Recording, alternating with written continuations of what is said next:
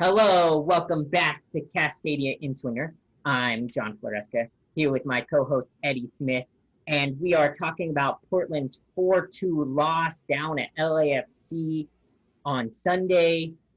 Portland does not look like the same team without Sebastian Blanco. LAFC is starting to get healthy and trying to get their season back underway. They were able to score early and often in this one. I don't think this game was nearly as crazy of a scoreline difference as the game shows. It shows 4-2, but I think Portland were in this game. But Eddie, you got to watch more of it than I did. How did you feel about Portland? Portland looked pretty good to start. I felt like this match was a pretty even match. For the most part, except for about a 10-minute stretch for LA. Portland actually started off really well by getting a goal from Eric Williamson. I mean, looking at I've watched this match, but the LA defense pretty much was non-existent for this goal, and it came right to his foot, and he was able to bury it in the back of the net, and it was just a beautiful way to start the match. Unfortunately, soon after that, LA was able to score 3 goals within a 10-minute span, and it looked like Portland wasn't going to have any answer to it until Abobasi was able to find the box or find a header in the box off a nice cross in and just bury it to make a statement piece for the end of the half. And that was the last touch of the half to go into the locker rooms. And the game would stay 3-2 for most of the second half. It wasn't until the 95th minute that LA found that fourth goal, which is why the 4-2 scoreline is a little bit deceiving. But you can tell that Portland is lacking some of their creativity without Blanco. You can tell that they're needing to find other ways to score. It's very good that they had 2 youngsters score, both in Ibobasi and Williamson. Williamson is playing an absolutely masterful season, and they're going to need a lot more of that if they're going to find points, especially on the road. I don't think if you're Portland, you're that disappointed about losing this game on the road. You probably wish you could have kept it to a draw and come home with a point, but you're going to be pretty happy with this, knowing that your team is still finding the back of the net twice without Blanco. But their defense doesn't look so hot, and we've seen this since coming back from the tournament. They've given up multiple games of 3 goals or more, 4 against RSL now and 4 against LAFC now. Eddie, do you think this defense is going to figure it out and get back to their MIB form, or do you think they're going to continue to leak goals for quite a while? I think Portland will tighten it up in the back. I feel like with the late fourth goal for LA, Portland was really just trying to push for that equalizer. And so if you notice, they were really actually trying to play the offside trap when LA was able to get past, and just a nice through ball, which you can't really help. And really, in my eyes, it was the equivalent of an empty net goal in hockey. Is you're just pushing for that equalizer, and it just doesn't work out. Mm-hmm. But I think Portland's going to be fine going into the future. Well, they don't get too long to wait because their next game is a midweek game. It's actually a makeup game for the game that got postponed a few weeks ago with the protests. So they are playing in San Jose. And it's kind of a weird schedule because they play in San Jose back-to-back games, Wednesday and then again on Saturday. We're going to focus on Wednesday. The big thing that I'm interested in seeing is how both these teams rotate their squad around. You have to do that because this season is so wonky and match congestion is getting so compact. You're getting games one after another. San Jose is coming off of a 0-0 draw against LA. Just before that, they got thrashed 7-1 by Seattle. So they're not having the best season. I do believe they're still in last place. I haven't looked at the standings, but second to last place. They're 1 point ahead of Vancouver. So they're in second to last place. So they've managed to move up 1 spot since the last time we talked about San Jose. I like Portland's chances in this road game more than I like them against LAFC. What do you think, Eddie? Well, San Jose, it's interesting with them because they got thrashed by Seattle in their last match against Seattle. Then they come home to face the Galaxy. I wanted to know when you said LA, you just said LA, so I wanted to say Galaxy in that one. Um, and instead of having a rotating form, instead of rotating players in their formation, they went with a pretty A squad for the Galaxy. I think they wanted to try to get some redemption for that match against Seattle and get a victory here. Unfortunately, that did not work out for them. They got just the draw, which was 0-0,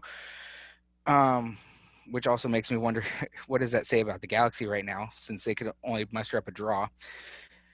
But anyways, coming into this match against Portland, I think Portland does have a little bit more head of steam with them than San Jose, and I think they're going to get the victory over San Jose in this one. I think so too. They do have some names that we've talked about quite a bit this season because we've seen San Jose a few times.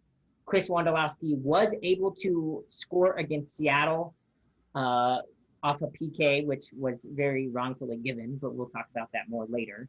But Wondolowski loves to score against the Cascadia teams. We've mentioned that numerous times. I do think San Jose doesn't rotate their lineup because they're at home and they need points badly.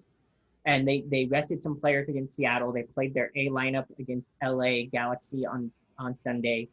I do think that San Jose will play an A lineup. I don't know what Portland's plan is because Portland plays in San Jose twice, and then they go to Seattle next week, Wednesday. Or no, they host Seattle next week, Wednesday. So Portland's got games every 3 days for the next 2 weeks. So you know that there's going to be some player rotation going in there. There's going to be some rest. I wouldn't be surprised to see Diego Valeri come off the bench in this one, especially with his age, with the fact that I think that without him, they can still win this game. But that's definitely something to look out for pregame tomorrow if you keeping an eye on that lineup.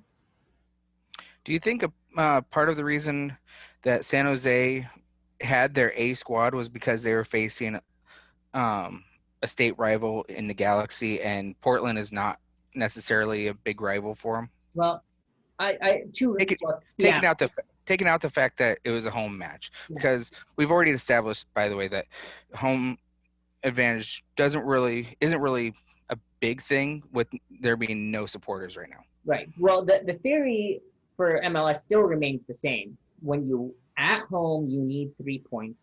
On the road, you're looking to get at least one, right? A draw on the road is considered a win. So when they played Seattle, they were playing with a B lineup, knowing that they were playing a rivalry match on Sunday at home. Going into Seattle, they probably figured they were going to lose anyway. Seattle's playing really well right now. So San Jose rested players against Seattle, did play their A lineup in the rivalry game. They were only able to get 1 point at home, which is disappointing already. But they now have Portland coming in, and they need to get points at home. That's general rule of MLS. Portland doesn't necessarily need a win in this game. They're on the road. Yes, they play back-to-back road games in San Jose, so they're going to want to take something out of it, whether that be 1 or 3 points. I do think that maybe you're right that Portland plays more starters in this one and then rests those players on Sunday just before Seattle's clash. But I do see one of the 2 games being rested players. Do you think Portland's going to go full strength in both of these games? I just don't see that making logical sense with how many games they've done. No, I don't see it. I think one match, yeah, definitely they will go full strength, because it just wouldn't make sense to not go full strength for one of the matches. But I wouldn't be surprised to see somewhat of a rotated squad for Portland in one of these matches. It's not going to be I wouldn't say it would be like a B plus or a B lineup, but I could see maybe an A minus lineup for Portland in one of the matches, because I think I think Portland is also seeing that they need to get some points as well. Looking at the projected lineups, they're already out, the projections, and they have Portland playing almost an A lineup tomorrow with Chara back, Williamson in the middle with him, Valeri. I don't expect them to rest Ibovasi or Williamson. Those two players are both young. They're going to be getting tons of minutes. It's really mainly Valeri is the one guy who I would look for them to rest. But you're probably right. They'll go full strength. I'm going to say this. They're going to go full strength tomorrow, rest Valeri on Sunday so he can play fresh against Seattle. But I can definitely see that, especially with a rivalry match coming up at home. You're definitely going to want to get your best players on the field for that match, especially since the last time they faced Seattle, they beat them in Seattle. They want to make sure that the trend of away teams winning ends. Yeah, definitely. I think with Valeri playing, with that prediction in mind, I've got this as a 1-1 draw. I think San Jose is tightening up at home, and they'll get a 1-1 draw. I'm thinking Portland will get the victory. I'm thinking 3 goals will be in this one. It's going to be 2-1 Portland.